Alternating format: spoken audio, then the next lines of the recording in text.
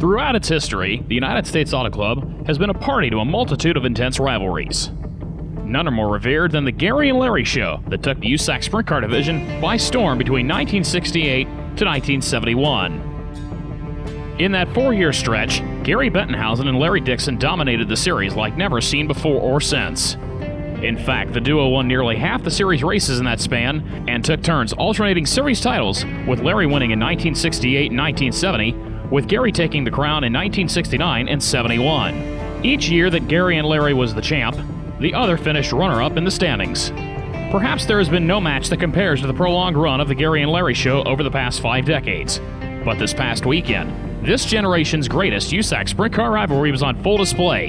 Chad Boespflug versus Chris Windom. Welcome to USAC Weekly Rewind, presented by AMSOIL, the first in synthetics. We were witnesses to the Chad and Chris show in October of 2016 when the two battled lap after lap after lap, unofficially exchanging the lead an astronomical 26 times in 30 laps at Indiana's Terre Haute Action Track. Windom had the upper hand on that night when he disposed of Boespflug using a monster run down the back straightaway on lap 28, then fed him off for the final 2 laps to capture the Jim Hurtubise Classic. If the Chad and Chris show was born that night, that must mean that the rivalry took its first steps and spoke its first words this past weekend at Bloomington and Tri-State Speedways, where the two would put on a pair of classic duels that indicate the ringing of a new era of USAC heroes.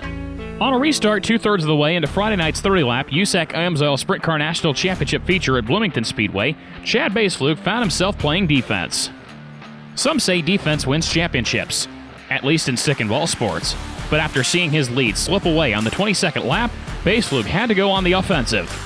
His opportunity to regroup and recharge came a lap later when third-running Dave Darlin blew a left rear tire at the start-finish line. When action resumed with 8 laps remaining, Windom got a solid jump on Boespflug. With seemingly nothing to lose down the stretch, Boespflug attacked the topside and went after Windom, instigating a compelling, hair-raising, wheel-to-wheel showdown in which the two were locked in a non-stop side-by-side battle. Little by little, Boespflug drew closer, and with only 5 laps remaining, was side-by-side with the 2016 Silver Crown champion Windom. Lap after lap, the two appeared as if they were engaged in a game of slot car racing. Both were smooth on the rail, running distinctive lines, with neither able to budge ahead by much more than a few feet or so at any particular point.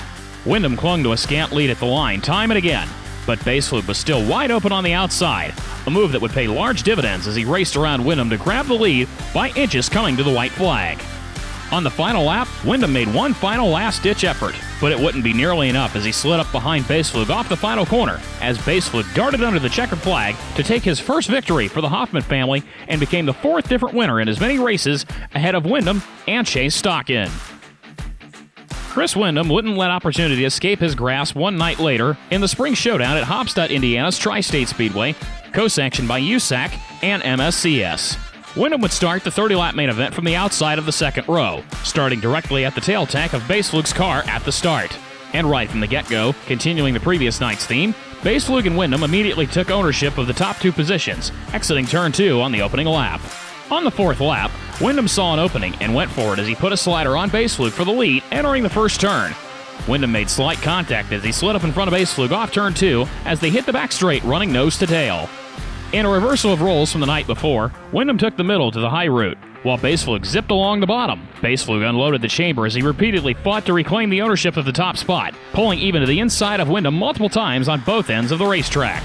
Boespflug momentarily willed his way to the lead with a turn 1 slider when action resumed, but as Windom, as well as Justin Grant, held the momentum and were able to blast by to take first and second, respectively, as they hit turn 3. Although Grant's newfound position would be short-lived as Boespflug snuck back underneath for second when Grant drifted high.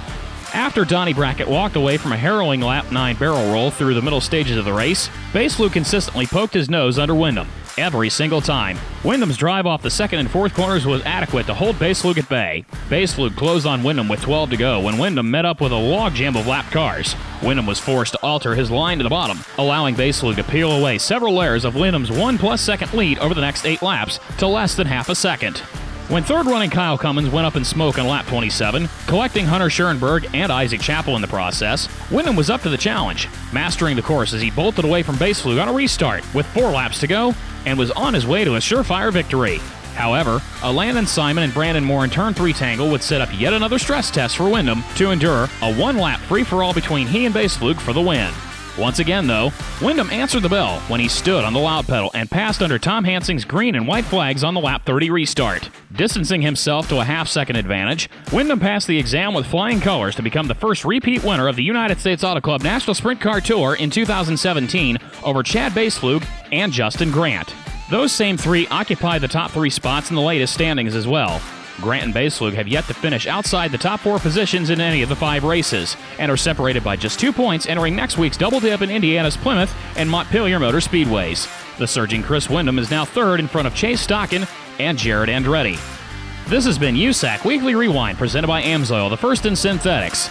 I'm Michael McIntyre, and on behalf of the United States Auto Club and LoudPedal.tv, Racer Max says thanks for watching, and remember to keep the hammer down and the wheels up.